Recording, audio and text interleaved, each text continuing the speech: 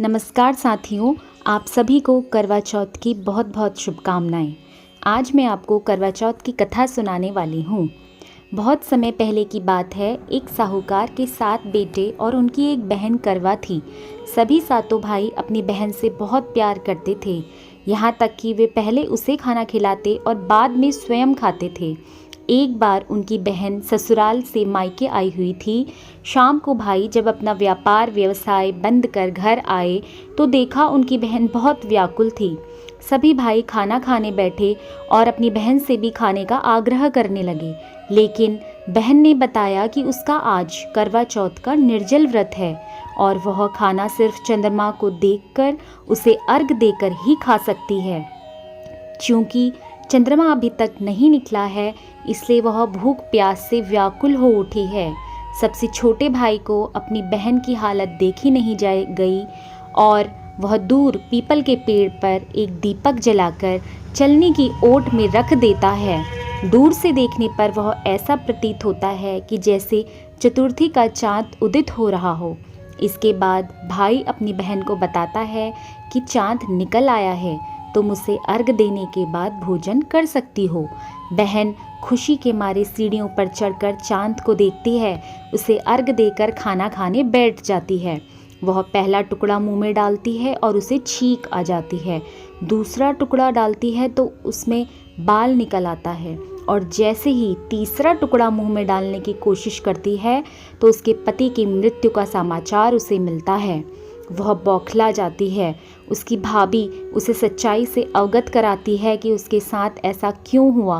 करवा चौथ का व्रत गलत तरीके से टूटने के कारण देवता उससे नाराज़ हो गए हैं और उन्होंने ऐसा किया है।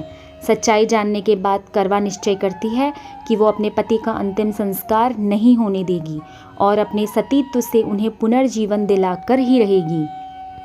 वह पूरे 1 साल तक अपने पति के शव के पास बैठी रहती है, उसकी देखभाल करती है, उसके ऊपर उगने वाली सुई नुमा घास को वह एकत्रित करती जाती है।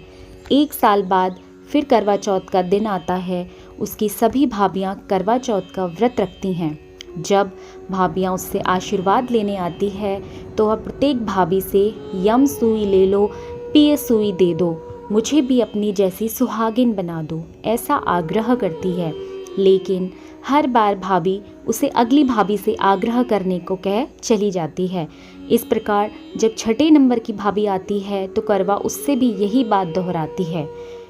वह भाभी उसे बताती है कि चूंकि सबसे छोटे भाई की वजह से उसका व्रत टूटा था, अतः उसकी पत्नी में ही शक्ति है कि वह तुम्हारे पति को दोबारा जीवित कर सकती है।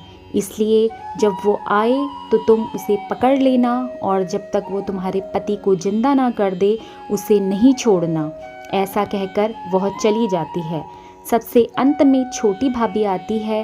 करवा उनसे भी सुहागिन बनने का आग्रह करती है, लेकिन वह टाल मटोली करने लगती है। इसे देख करवा उन्हें जोर से पकड़ लेती है और अपने सुहाग को जिंदा करने के लिए कहती है।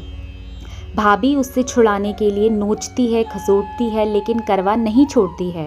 अंत में उसकी तपस्या को देख भाभी पसीज जाती है और अपनी छोटी अंगुली को चीरकर उसमें से अमृत उसके पति के मुंह में डाल देती है। करवा का पति तुरंत श्री गणेश कहता हुआ उठ बैठता है। इस प्रकार प्रभु कृपा से उसकी छोटी भाभी के माध्यम से करवा को अपना सुहाग वापस मिल जाता है। हे श्री गणेश, माँ गौरी, जिस प्रकार करवा को चिर सुहागन का वरदान आपसे मिला है, वैसा ही सब सुहागिनों को मिले। बोलो गौरा माता की जय। आप सभी को एक बार फिर से करवा चौथ की हार्दिक शुभकामनाएं। साथियों, अगर आपको मेरा ये वीडियो पसंद आता है तो कृपया मेरे चैनल को सब्सक्राइब करें और मेरे वीडियो को लाइक करें। मैं आपसे मिलूँगी अपने नेक्स्ट वीडियो में। तब तक के लिए आप अपना ध्यान रखिएगा। बाय बाय दोस्तों।